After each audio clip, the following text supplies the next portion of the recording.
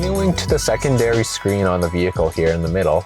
All right, so from the top, you're going to have a few shortcut buttons. So first one's going to be shortcut for your navigation functions, media functions, phone functions, and then into your settings here. So just a quick way to access some of those PCM functions. Second row is going to be your front defroster, rear defroster. That's also going to defrost your side mirrors. You're going to have a shortcut to bring up your air conditioning menu in your PCM, recirculate function, and then an AC max function to blast the AC if it's really, really hot out and the car's just an oven on the inside. Below that, you're going to have our main climate control functions. So it's a lot quicker to use these than it is going through the air conditioning menu in the PCM, which is why they're here. So as you can see, you either have the arrows to turn up the temperature or down. Alternatively, you can also swipe on it to move up and down on temperature. The same thing for your fan speed on the right here. So going up or down, same thing swiping if you'd like. Of course, the option also exists where you can just select auto, and that means that the car is just going to regulate whatever temperature you have set here.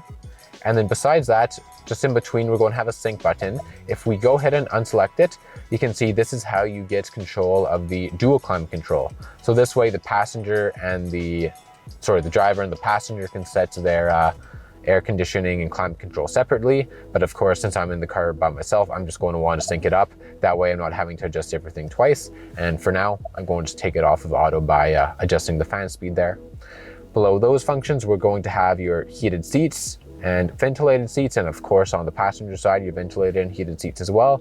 Each of those are going to have 3 different power levels. Below those, we're going to have a little touchpad, which you can use for a variety of things. The first is with some hand controls. For example, if you swipe with 2 fingers, you can turn up and down the volume. And then on top of that, you can also use this like a mouse pad like it would on a laptop. So if we move our fingers around, I don't believe you can see the PCM now, but I'm able to go through it to select different things. I can click to go into different menus, and then I'll have a back button to back out. On the far right, we're going to have 2 functions. So the upper one is going to be to, if we select it, open or close your hatch. You'll have to hold down the button to close it fully. Pop the front hatch up here for the frunk. And then of course, it's also going to show you where your different chargers are. So on the driver's side, for example, you can only charge on the level 2 charger, so an AC charger like you would have at home. Whereas on the passenger side charger, you can do level 2 or level 3 charging, so both AC or DC right there. Below that, we're going to have a little picture of a battery. So if we click into this, this is quite the useful screen here. So the first one is going to be showing us what our timed charger looks like along with our general charging profile. So once again, you can see that our target is 85%, 21 degrees Celsius for tomorrow at 8 o'clock a.m. And then our general charging profile is active. Let's say we wanted to charge the car immediately to 100% and have it ignore all of those functions. We're going to select direct charge along the bottom. And like I said, then the charging profile and the times charger aren't going to be in effect any longer. Pre-cool/heat function, just a little shortcut button there if you want to start preconditioning the interior of the vehicle. And then you're going to have the DC and AC charging port and your AC charging port here on the driver's side.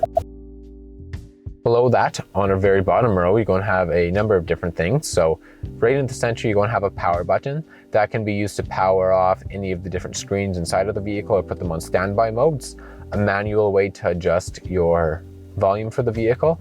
And then depending on options, if you have either like surround view, you don't have sport chrono, for example, but you have your sport mode, or in this case, we have our remote park assist. You're going to have this on the bottom left, and yeah, like I said, depending on options, you can have a variety of different buttons there.